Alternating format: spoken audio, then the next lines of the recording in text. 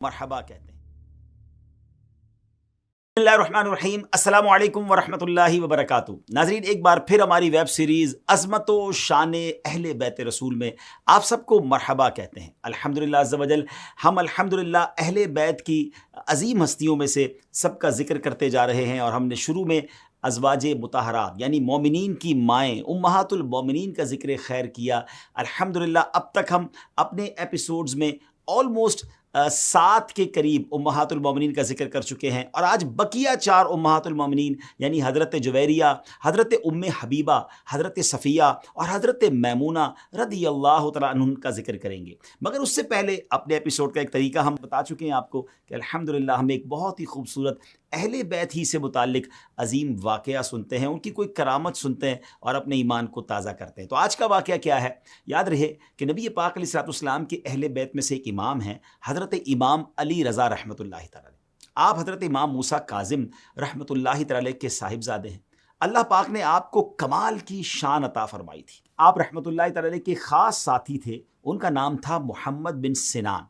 एक मरतबा मोहम्मद बिन सिनान के बहनोई जाफ़र बिन सालेह आप रहमतुल्लाहि तआला अलैह के पास आए और अपना तारुफ करवाया कि मेरी बीवी मोहम्मद बिन सिनान की हमशीरा है और फिर आपसे अपनी ज़ौजा के लिए दुआ की अर्ज़ की कि वो उम्मीद से हैं, सो मेहरबानी फरमा कर आप दुआ फरमा दें कि अल्लाह पाक हमें लड़का इनायत फरमाए। आप रहमतुल्लाहि तआला अलैह ने उनसे फरमाया तुम्हारे यहाँ जोड़ा पैदा होगा। खैर, इसके बाद जाफ़र बिन साले वहाँ से रवाना हो गए। जाफ़र बिन साले कहते हैं कि जब मैं वहाँ से रवाना हुआ तो मैंने दिल में कहा कि मैं एक का नाम अली और दूसरे का नाम मोहम्मद रखूँगा। नाज़रीन, जाफ़र बिन साले ने ये बात दिल में सोची थी। कहते हैं कि मुझे कुछ टाइम बाद इमाम अली रज़ा रहमतुल्लाहि तआला अलैह ने बुलाया। मैं आपके पास हाजिर हुआ तो आपने मुझसे फरमाया कि एक का नाम अली रखना और दूसरी का नाम उम्मे अम्र है, यानी ये भी बता दिया कि जोड़े में एक लड़का और एक लड़की होगी। आगे एक और हैरानी वाली बात है। जाफ़र कहते हैं जब मैं कूफा वापस आया तो मेरी बीवी एक जोड़े को यानी ट्विंस को जन्म दे चुकी थी, जिनमें से एक लड़का था और दूसरी लड़की थी। मैंने लड़के का नाम अली रखा और लड़की का नाम उम्मे अम्र रखा, जैसा कि हज़रत इमाम अली रज़ा ने फरमाया था। अब कहते हैं मैंने अपनी वालदा से कहा उम्मे अम्र कौन थी और उनसे हमारी क्या निस्बत है? अल्लाह अकबर। वालदा ने फरमाया बेटा तुम्हारी दादी का नाम उम्मे अम्र था, यानी अपनी दादी का नाम जाफ़र बिन साले को मालूम नहीं था, लेकिन इमाम अली रज़ा रहमतुल्लाहि तआला अलैह अल्लाह की अता से जानते थे। ये शान और ये इल्म है जो अल्लाह पाक ने अपने प्यारे हबीब अलैहिस्सलातु वस्सलाम के अहले बैत को अता फरमाया। नाज़रीन, जैसा मैंने अर्ज़ किया कि पिछले एपिसोड में हम अहले बैत अतहार में से 7 अज़वाजे मुताहरात के फ़ज़ाइल सुन चुके हैं। आज बकिया 4 अज़वाजे मुताहरात के फ़ज़ाइल सुनेंगे। सबसे पहले जिनका हम ज़िक्र खैर सुनेंगे वो हैं हज़रत जुवैरिया रदी अल्लाह तआला अन्हा। आपका ताल्लुक कबीला बनी मुस्तलिक से था। प्यारे आका अलैहिस्सलाम से निकाह से पहले आप मुसाफ़िअ बिन सफ़वान के निकाह में थी। आप बनी मुस्तलिक के सरदार हारिस बिन दिरार की बेटी थी। हारिस बिन ज़रार उन्होंने इस्लाम लाने से पहले सन 5 हिजरी में अहले मक्का के साथ मिलकर मुसलमानों से जंग करने का मंसूबा बनाया था। तो ये खबर नबी पाक अलैहिस्सलाम तक पहुँच गई। आप अलैहिस्सलाम ने तस्दीक के लिए हज़रत बुरैदा रज़ी अल्लाह तआला अन्हु को कबीला मुस्तलिक में भेजा, जिन्होंने इस कबीले में जाकर हालात मालूम किए और वापस आकर उनके जंग के इरादे से आप अलैहिस्सलाम को आगाह कर दिया। फिर आप अलैहिस्सलाम ने जंग में पेशकदमी की और कुफार के साथ जंग की। अल्लाह तबारक व तआला ने मुसलमानों को उस जंग में फ़तह अता फरमाई। जंग के बाद 700 से ज़ायद गैर मुस्लिम जो थे उनको कैदी बना लिया गया। उन्हीं कैदियों में कबीला बनी मुस्तलिक के सरदार हारिस बिन दिरार की बेटी हज़रत बर्रा रदी अल्लाह तआला अन्हा भी शामिल थी। जब माल गनीमत तकसीम हुआ तो आप रदी अल्लाह तआला अन्हा हज़रत साबित बिन कैस और उनके एक चचाजाद भाई के हिस्से में आईं। हज़रत साबित रदी अल्लाह तआला अन्हु ने अपने चचाजाद भाई के हिस्से के बदले उन्हें मदीना मुनव्वरा के अपने खजूरों के दरख्त दे दिए। इस तरह हज़रत बर्रा अब मुकम्मल तौर पर आपके हिस्से में आ गई। अब चूँकि आप एक सरदार की बेटी थीं तो आपको ग़ुलाम बनकर रहना गवारा ना हुआ, इसलिए आपने हज़रत साबित से आज़ादी का मुतालबा किया। इस पर आप रदी अल्लाह तआला अन्हु ने उन्हें 9 औकिया सोने पर मुकातबा कर दिया। मुकातबा उसे कहते हैं कि आका अपने ग़ुलाम से माल की एक मिक़दार मुकर्रर करके ये कह दे कि इतना अदा कर दे तो आज़ाद है और ग़ुलाम उसे कबूल भी कर ले। अब ये ग़ुलाम मुकातब हो गया। आपसे मुकातबा तो कर लिया गया, लेकिन आप रदी अल्लाह तआला अन्हा के पास इतनी बड़ी रकम अदा करना कैसे वो करती? वो तो कैद में थी या ग़ुलामी में थी, तो वो बड़ा मुश्किल था आपके लिए। तो आप प्यारे आका अलैहिस्सलाम की बारगाह में हाजिर हो गई और अपनी परेशानी बयान करते हुए आपसे मदद की दरख्वास्त की। پیارے آقا علیہ الصلوۃ والسلام نے آپ سے فرمایا کیا یہ مناسب نہ ہوگا کہ میں تمہاری مکاتبت کی قیمت ادا کر کے تم سے نکاح کر لوں؟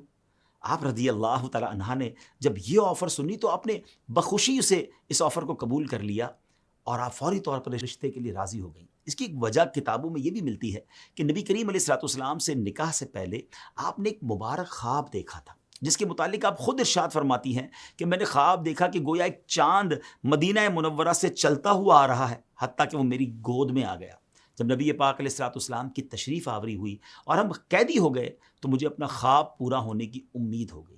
خیر ناظرین، یوں آقا علیہ الصلوۃ والسلام نے آپ رضی اللہ تعالیٰ عنہ کو حضرت ثابت سے خریدا اور پھر آزاد کر کے آپ رضی اللہ تعالیٰ عنہ سے نکاح فرما لیا۔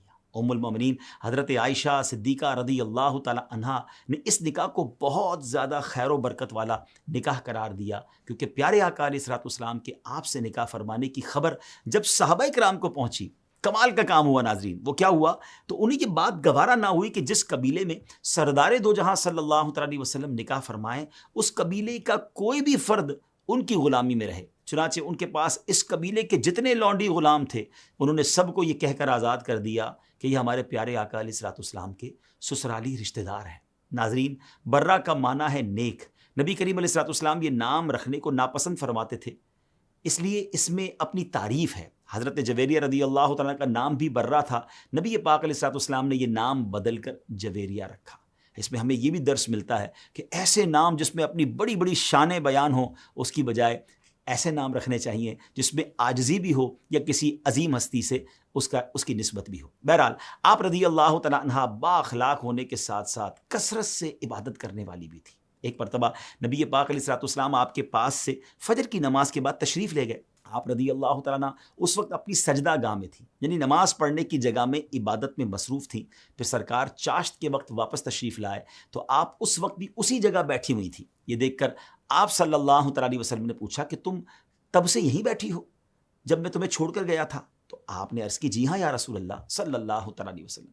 پھر حضور نے ارشاد فرمایا میں نے تمہارے بعد یعنی تمہارے پاس سے جانے کے بعد 4 ایسے کلمات 3 بار پڑھے ہیں کہ تم نے دن بھر میں جو کچھ بھی پڑھا اگر اس سے ان 4 کلمات کا وزن کیا جائے تو وہ 4 کلمات بھاری ہو جائیں گے۔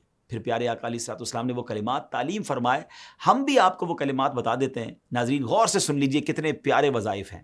وہ کلمات کیا ہیں؟ سبحان اللہ و بحمدہ عدد خلقہ و رضاء نفسہ و زنۃ عرشہ و مداد کلماتہ۔ ناظرین اللہ پاک نے حضرت جویریہ رضی اللہ تعالیٰ عنہ کو حسن سیرت کے ساتھ حسن صورت بھی عطا فرمائی تھی۔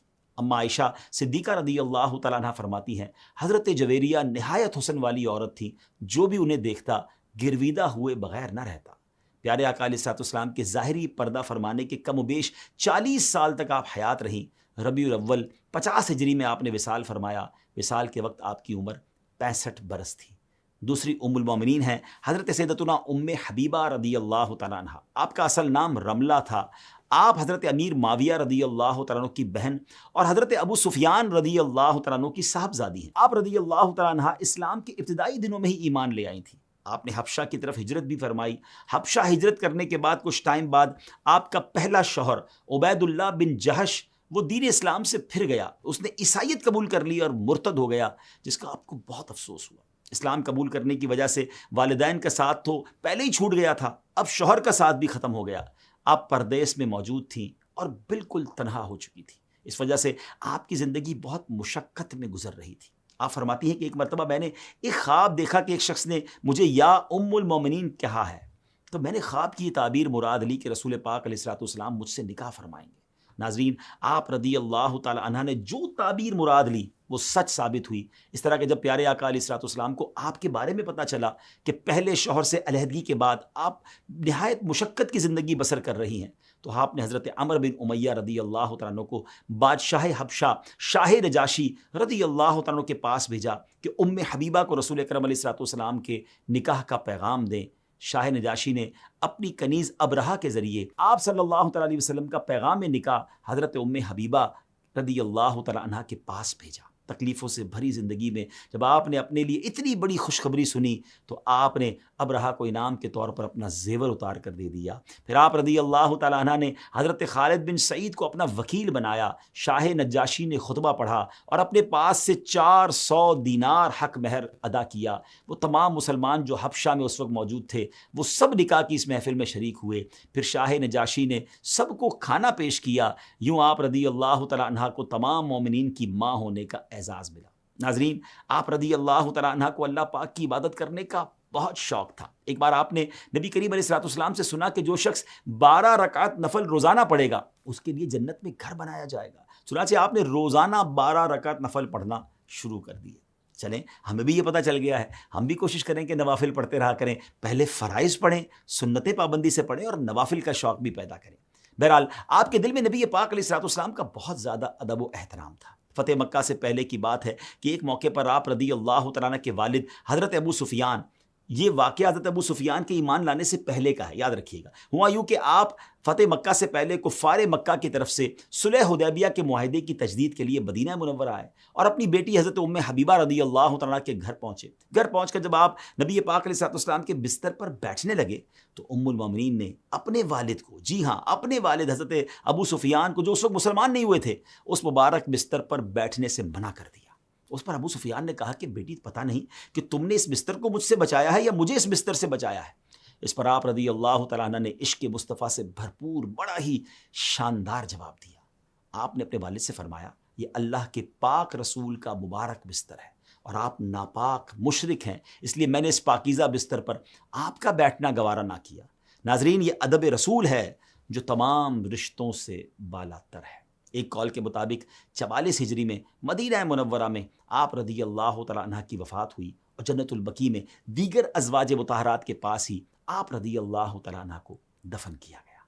وہ خوش نصیب خواتین جن سے پیارے آقا علیہ الصلوۃ والسلام نے نکاح کر کے انہیں اپنے اہل بیت میں شامل کیا، ان خوش نصیبوں میں ایک ام المومنین حضرت صفیہ رضی اللہ تعالیٰ عنہا بھی ہیں۔ آپ یہودیوں کے قبیلے بنو نزیر کے سردار حیی بن اخطب کی بیٹی تھیں اور آپ بنی اسرائیل میں سے حضرت ہارون علیہ الصلوۃ والسلام کی اولاد میں سے ہیں۔ سن 7 ہجری میں فتح خیبر کے موقع پر آپ نے اسلام قبول کیا۔ آپ کے اسلام قبول کرنے کے بعد غزوہ خیبر سے واپسی کے سفر میں جب سواری کے لیے اونٹ قریب لایا گیا تو رسول خدا علیہ الصلوۃ والسلام نے آپ رضی اللہ تعالیٰ عنہ کو اپنے کپڑے سے پردہ کرایا اور اپنے زانوئے مبارک یعنی مبارک ران کو قریب کیا تاکہ آپ اس پر پاؤں رکھ کر اونٹ پر سوار ہو جائیں، لیکن آپ نے رسول پاک علیہ الصلوۃ والسلام کی تعظیم کے پیش نظر زانوئے مبارک پر پاؤں نہیں رکھا بلکہ گھٹنا رکھ کر سوار ہوئیں۔ یہ ادب رسول تھا جس کا آپ نے خیال رکھا۔ ناظرین، آپ رضی اللہ تعالیٰ عنہ بہت عقل مند اور بردبار خاتون تھیں۔ تقوی و پرہیزگاری، عبادت و ریاضت اور صدقہ و خیرات کرنے میں آپ عظیم مقام رکھتی تھی۔ ایک مرتبہ آپ رضی اللہ تعالیٰ عنہ کی کسی کنیز نے حضرت عمر فاروق سے آپ کی غلط شکایت کر دی۔ بعد میں آپ کو جب پتہ چلا تو آپ نے اس سے پوچھا تمہیں میری جھوٹی شکایت لگانے پر کس نے ابھارا تھا؟ وہ کنیز نے سچ بتایا، کہتی ہے مجھے شیطان نے ابھارا تھا۔ یہ سن کر آپ رضی اللہ تعالیٰ عنہ نے اس سے بدلہ نہ لیا بلکہ اسے آزاد کر دیا۔ سن 50 ہجری میں حضرت امیر معاویہ کے دور حکومت میں رمضان مبارک کے بابرکت مہینے میں آپ نے وصال فرمایا اور وصال کے وقت آپ کی عمر مبارک 60 سال تھی۔ پیارے آقا علیہ الصلوۃ والسلام کے اہل بیت میں سے اب تک ہم 10 امہات المومنین کے فضائل سن چکے ہیں۔ اب 11ویں ام المومنین حضرت میمونہ رضی اللہ تعالیٰ عنہا ہے۔ ناظرین، آپ کا نام بھی پہلے برہ تھا، پیارے آقا علیہ الصلوۃ والسلام نے تبدیل فرما کر میمونہ رکھا جس کا مطلب ہے مبارک۔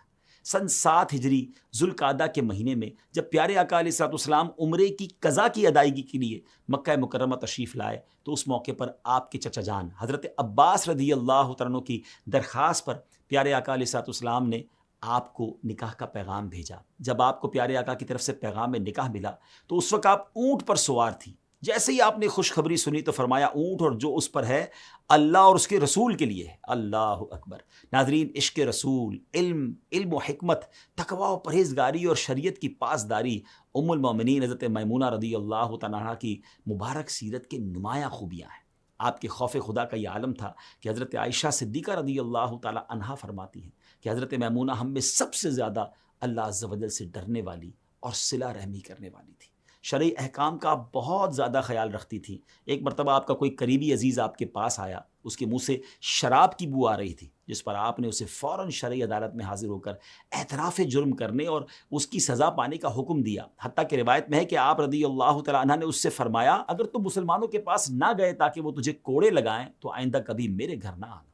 آپ رضی اللہ تعالیٰ عنہ کو یہ اعزاز بھی حاصل ہے کہ امت مسلمہ کو کئی مسائل کا حل آپ رضی اللہ تعالیٰ عنہ کے ذریعے سے ملا ہے، جن میں سے ایک مسئلہ حالت احرام میں نکاح کرنے کا ہے. چونکہ نبی پاک علیہ الصلوۃ والسلام نے جس وقت آپ سے نکاح فرمایا اس وقت آپ حالت احرام میں تھے. حکمت و دانائی اور فہم و فراست میں بھی آپ کو کمال حاصل تھا. ایک مرتبہ سفر حج کے موقع پر صحابہ کرام کو یوم عرفہ یعنی 9 ذوالحجہ کے روزے کے بارے میں شک ہوا کہ نبی پاک علیہ الصلوۃ والسلام روزے سے ہیں یا نہیں. جب ام المومنین کو صحابہ کی اس کنفیوژن کے بارے میں پتہ چلا تو آپ نے پیارے آقا علیہ الصلوۃ والسلام کی خدمت اقدس میں دودھ کا پیالہ بھیجا. آپ نے دودھ نوش فرما لیا اور اس طرح صحابہ کرام علیہم رضوان کو معلوم ہو گیا کہ سرکار دو عالم صلی اللہ تعالی علیہ وآلہ وسلم اس دن روزے سے نہیں ہیں. ناظرین، آپ رضی اللہ تعالی عنہا کو چند خصوصیات بھی حاصل ہیں. ان میں سے ایک یہ ہے کہ آپ پیارے آقا کی سب سے آخری زوجہ مطہرہ ہیں. آپ ان ازواج میں سے ہیں جنہوں نے خود کو آپ علیہ الصلوۃ والسلام کے لیے ہبہ کر دیا تھا.